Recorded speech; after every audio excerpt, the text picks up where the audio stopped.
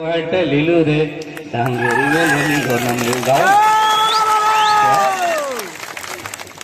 લીલું ગાવો કે નહીં તમે ગાવે ને. અને આ ધોતી આપણી સફેદ શુદ્ધતા અને પવિત્રતા ચોખ્ખાઈનું પ્રતીક છે. આટલા સરસ રંગો આપણા પૂર્વજોએ પસંદ કર્યા છે, તો આપણે શા માટે આ પોશાક પહેરતા આપણને શરમ આવવી જોઈએ? ના આવવી જોઈએ. અમારા જે ગુજરાત એટલે અમારો જે ગુજરાતનો જે પૂર્વ પટ્ટીનો આખો વિસ્તાર છે, એ ત્યાં જે છોટાઉદેપુર જિલ્લાની અમારી રાઠવા જે વસ્તી છે એ ટોટલી તમારી સાથે રિલેટેડ છે. એમપી નો આ જે વિસ્તાર છે એની સાથે બિલકુલ રિલેટેડ છે. અહીંયા અમારા કોઈકના હગા છે, કોઈના માસા છે, કોઈની મામી છે, કોઈકની બેન છે, ફોઈ છે, બધો વ્યવહાર આપણી સાથે ચાલે છે. અને જ્યાં અમારે ત્યાં જે નાત છે, બામણિયા હોય, તળવલા હોય, કટોલિયા હોય, કનાસિયા હોય, જે કઈ હોય એ બધી જ નાત અહીંયા પણ ચાલી રહી છે. અને લગ્ન સંબંધના કે બધા જ વ્યવહાર, આપણા રોટી બેટીના વ્યવહાર બધા અહીંયા ચાલી રહ્યા છે. એટલે અમારો સીધો સંબંધ તમારી સાથે છે. આપણે જે લોકો છે એ મુખ્ય ભીલ કમ્યુનિટીમાંથી છે. ભીલમાંથી છે આપણે. ભીલ કેમ નામ પડ્યું? થોડો ઇકો ઓછો કરજો, મને એવું લાગે છે. અને પેલો ઢોલ છે ને એ સીધો કરતો, આવી રીતે આમ કરતો. એ જે ભીલ જે કમ્યુનિટી આજે મધ્યપ્રદેશ, રાજસ્થાન, ગુજરાત અને મહારાષ્ટ્રની અંદર ચારે રાજ્યોમાં વહેંચાયેલી આ પ્રજા છે, ભીલ પ્રજા. અને લગભગ એની 2.5 કરોડથી પણ વધારે વસ્તી છે. એ જે ભીલ લોકો છે એ ભીલમાંથી જ આપણે છે. ભીલ કેમ નામ પડ્યું? એ લોકો બિલ રાખતા હતા. બિલ અહીંયા આપણી પાસે બિલ, બિલખું, આ બિલ લાવો. આને શું કહેવાય? બિલખું આપણે બોલીએ, એને બિલ પણ કહેવાય. બિલ, બિલ પરથી નામ પડ્યું ભીલ. અને એ જ ભીલ મધ્યપ્રદેશમાં ભીલાળા કહેવાય, ભીલાળા. અને એ જ લોકો અમારા ગુજરાતની અંદર જે રાઠવા છે, રાઠ વિસ્તાર હોવાને કારણે રાઠવા નામ પડ્યું, બરાબર. પણ અમારા જે વડવાઓ જે હતા એ કહેતા હતા કે આપણે બધા ભીલાવા જ છે. એટલે અમારો સીધો સંબંધ તમારી સાથે છે. રાઠવા જે વિસ્તાર છે એ બધા મધ્યપ્રદેશના છે. અને એ જે ઇતિહાસ છે એ ઇતિહાસ આપણને ખબર નથી. એટલે આપણે ક્યાંક ભૂલા પડ્યા છે કે તમે એમપી ના છો ને અમે ગુજરાતના છો. આવી રીતે જે વાળા પડતા રહ્યા છે એ બિલકુલ ખોટું છે. તો એ જે ઇતિહાસ છે એ આજે પણ અમારા વિસ્તારની અંદર જ્યારે છોકરાનું લગ્ન હોય તો એની જાન જવાની તૈયારી કરે ને, જાન કાઢવા પેલું લાડાને લાવે ને દરવાજે વધાવવા માટે, એટલે આ બહેનો તરત ગીત ઉપાડે અમારા ત્યાં. માલવાની શેરી એ છીણા છીણા કાંટા રે, ભાયાને જવું રાજ મારે. તમારે ત્યાં ગાવો આવું ગાવો છો હે? તો આ લોકો આજે પણ માળવાને યાદ કરે છે. આજે પણ માળવા જાય છે. કેમ? ગુજરાતમાં અમદાવાદ ને સુરત ને કેટલા મોટા સિટી છે, કેમ એ દેખાતું નથી એમને? ના દેખાય. જે મૂળમાં જેની સાથે સંબંધ છે એને યાદ કરે છે, માળવાને યાદ કરે છે. એટલે ઇતિહાસ સાક્ષી પૂરે છે. આ બહેનોના ગીતોની અંદર ઇતિહાસ હોય છે, એમની અંદર સમજવાની વાત હોય છે. પણ આપણે એ વસ્તુ સમજતા નથી. એમને કહીએ તમે ગાવાનું બંધ કરો એમ કરીને અમારા ગામમાં તો પેલા અમારા વાળા જ ચાલુ કરી દે 2 કલાક સુધી, પેલા અમને બંધ કરાય. એટલે આ ઇતિહાસ બધો ખબર પડતી નથી. તો એમને ગાવા દો ને, એમની પાસે જાણકારી છે. તમારી પાસે શું છે? પાઘડી બાંધવાના ઠેકાણાની તમારા. એમને ગાવા દો તો કઈ જાણકારી મળશે. તો આ જે બિલ છે એ બિલ આપણા જન્મ સાથે પણ વણાયેલું હતું. હવે તો અત્યારે વિજ્ઞાનને કારણે બધા હોસ્પિટલ થઈ ગયું, ડોક્ટરો વધી ગયા વગેરે વગેરે, બરાબર છે. પણ હા, પહેલાના સમયમાં બાળકનો જયારે જન્મ થાય ત્યારે એ માતા અને બાળક સાથે જે નાળ જોડાયેલી હોય એને કાપવા માટે આનો ઉપયોગ થતો હતો. કેમ શરીર દાંતડાને એવું નહીં હતું તે વખતે, આને જ કેમ હોદ્યું, એટલે આની સાથે આપણો સંબંધ છે. છોરા છોરી જુવાન થાય, લગ્ન કરવાનો સમય આવે, જ્યારે તેલ ચડાવવાનું પહેલું આવે, ખત્રીય તેલ ચડાવવાનું હોય, પછી ઘાયરે તેલ ચડાવવાનું આવે, ત્યારે પહેલા બિલખી રોપવી પડે કે દાદા? રોપવી પડે ને? હે? હા. તો બિલ સાથે સંબંધ છે કે નહીં આપણો? હજુ પણ છે ને. પણ કેટલાક ઉધારવા વાળા પાછા આ નહીં કરવાનું, હવે આ બધું બંધ કરો. તો આપણો જેની સાથે સંબંધ છે એને રાખો ને તમે, બરાબર છે. અને છેલ્લે જ્યારે પુરુષ જ્યારે મરી જાય ત્યારે લીન જવું પડે કે નહીં? પૂંજા છોડવા પડે ને પાછું. હે? બીજો કોઈ સમાજ આવું કરે છે? કરે છે આવું? નથી કરતો. તો આ બિલ સાથેનો આપણો સંબંધ છે કે નહીં? તો એ જે બિલ પરથી ભીલમાંથી ભીલાવા અને ત્યાંથી અમારા રાઠવા એક જ થયા ને. તમારો ને તમારી જે પદ્ધતિ છે અને અમારી રાઠવાઓની ગુજરાતમાં જે પૂજા પદ્ધતિ છે એક જ છે, સેમ છે. આ જ થતારું છે અમારું પણ.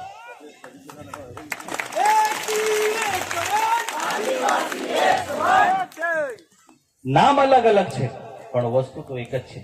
આદિવાસી ચાહે દુનિયાના કોઈ પણ ખૂણે રહેતો હોય, એની ક્યાંક થોડીક વસ્તુ અલગ જોવા મળે, બાકી જો સમગ્ર એનો ઉદ્દેશ આપણે કાઢો ને બધી વસ્તુનું તો એક જ આવે બધું. ચાહે આફ્રિકાનો આદિવાસી હોય, પાકિસ્તાનનો હોય કે ઓસ્ટ્રેલિયાનો હોય કે ગુજરાતનો હોય કે એમપીનો હોય કે બિહારનો હોય કે છત્તીસગઢનો હોય, એનું અમુક મૂળમાં તમે જાઓ ને તો એક સરખું જ આવે છે. એટલે આ વસ્તુને આપણે સમજવાની જરૂર છે. અને આપણે લોકો કોઈક ઝાડ પાનને પૂંજી આવીએ, કોઈક નદીઓ વારે પૂંજી આવીએ, અરે કોઈક મોટો ડુંગર હોય એને પણ પૂંજી આવીએ. એ પ્રકૃતિની પૂજા છે. અમારા લોકો પાછા ગીત ગાય, તમારે ત્યાં ગાય છે એ ખબર નહીં. હા, અમારે ત્યાં એની વાત કરું છું. એ લોકો એવું ગાય છે, આડા ડુંગરા મથવાડ મેલ્યા રે ગોરી બેન, આડા ડુંગરા કોણે ઓર્યા રે. પાછા મથવાડ પહોંચી ગયા. તો ત્યાં બી આપણો સંબંધ હશે તો ને, બરાબર છે. એટલે આ બધી વસ્તુ જે છે એ આપણા ગીતોની અંદર સમાયેલી છે અને એને આપણે ખૂબ સમજવાની જરૂર છે. હવે અહીંયાથી મને ચિઠ્ઠી મળી ગઈ છે એટલે થોડીક રિક્વેસ્ટ કરું છું. હા, અંગ્રેજ વાળા પહેલા સંગીતની વાત કરી લઉં થોડું. આપણા જે આદિવાસીનું જે સંગીત છે અહીંયાનું, તમારું ને અમારું એક જ છે. અને એ મૂળ સંગીત છે. માનો કે આપણી પાસે આ ઢોલ છે, ઢોલ બરાબર છે, અમારે ત્યાં પણ આવા ઢોલ છે. હવે ઢોલ, ઢોલક અને તબલા ની અંદર જે બોલ આવે ને, બોલ, આ ઢોલ કેવી રીતે વાગે છે, એ જે મૂળ બોલની જે શરૂઆત છે એ આ ઢોલની અંદર છે. એક બાજુ દાંડિયું છે ને એક બાજુ આમ હાથથી વગાડવાનું હોય, બરાબર. તમે દાંડિયું મારો એટલે થા વાગે, થા. અને આ બાજુ હાથ મારો ને એટલે ધીન અથવા તીન વાગે, બરાબર. એ બોલ છે, આના મૂળ બોલ છે. અને પછી તબલામાં બીજા બોલ આવે, તીત, તિરકીટ, એવું બધું પછી આવે. પણ આ જે મૂળ જે બોલ છે ને એ આની અંદર આવે. તમે ઢોલ વગાડો ને એટલે માનો કે કોઈ વગાડતો, એને બોલની ખબર નથી પણ એ વગાડશે તો હું વગાડ્યો, જોઈ તોય તોય, આવો વગાડે, જોઈ તોય તોય, થા ધીન ધીન ધીન, થા ધીન ધીન ધીન, આવું વાગે છે. તો આ જે સંગીતના સાધનોની જે બોલ જે છે એની ઉત્પત્તિ પણ આપણા વાદ્યોમાંથી જ છે. એટલે આપણું આ મૂળ કહેવાય કે નહીં. બાકીના એમાં કંઈક સુધારો વધારો કર્યો હશે એ અલગ વાત છે, બરાબર. પછી આ જે પીહો છે, પીહો મારી પાસે, બરાબર ને, તો ભાઈ આપ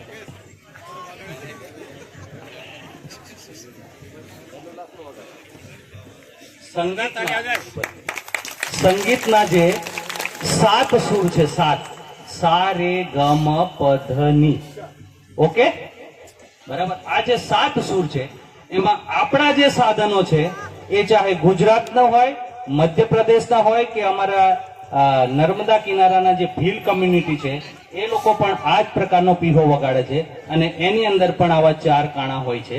એટલે 4 તમે બંધ કરીને વગાડો, આમ બધા આંગળા બંધ કરીને વગાડો તો પહેલું શા નીકળે, શા.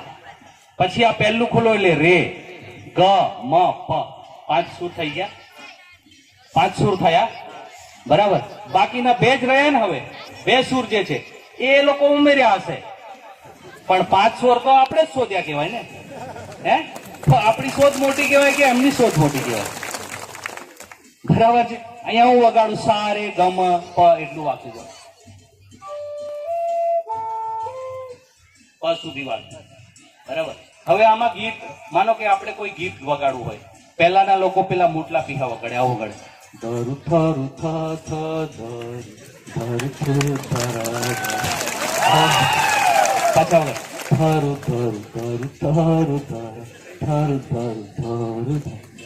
એના બોલ છે સંગીતના, જે સારે ગમા આવ્યું ને એટલે મગરેસા એવું વાગે, મગરેસા મગરેસા રે ગમ મગરે મગરેસા રે ગરે રે રે એવું વાગે.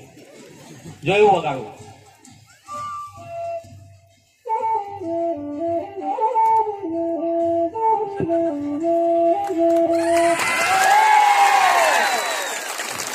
પછી એ મોટલા પીહા પછી દોઢિયા પીહા આયા પાછા આવા, બરાબર. પાછા નંગારિયા ને એવું બધું બીજું શું આવે પાછું. એ લોકો શું વગાડે, છોરી શું ગાવે, નણંદી ફોજાઈ જોડી મારી નણંદી ફોજાઈ જોડી રે, એવું ગાવે ને. હે, અને એના બોલ છે, એના જે સૂર છે, મ પ રે ગ રે સા રે ગ મ પ ગ રે ગ ગ એવું વાગે. જો હું વગાડું,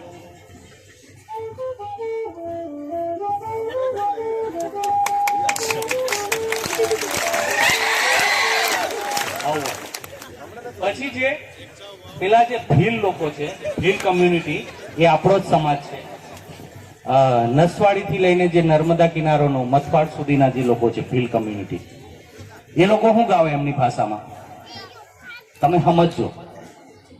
એ લોકો શું ગાવે, આવું ગાવે, આવ્યું હોય વિજય ઓમ દેખા પડે રો, આવ્યું હોય વિજય ઓમ દેખા પડે રો.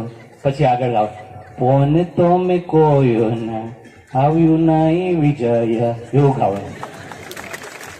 એનો સુર શું છે, એનો સુર આવો આવે, ગ પ પ મ રે ગરે પ ગ મ મ પ ગરે રે, એવું ગાવે એ લોકો.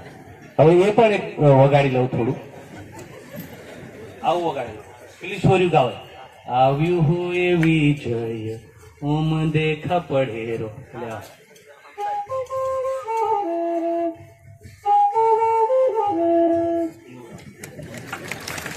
એટલે કહેવાનો મતલબ કે ભીલ અને આપણે બધા એક જ સરખું આવ્યું કે નહીં? આવ્યું ને? આવ્યું કે નહીં? બરાબર છે. હવે છેલ્લે 2 મિનિટ,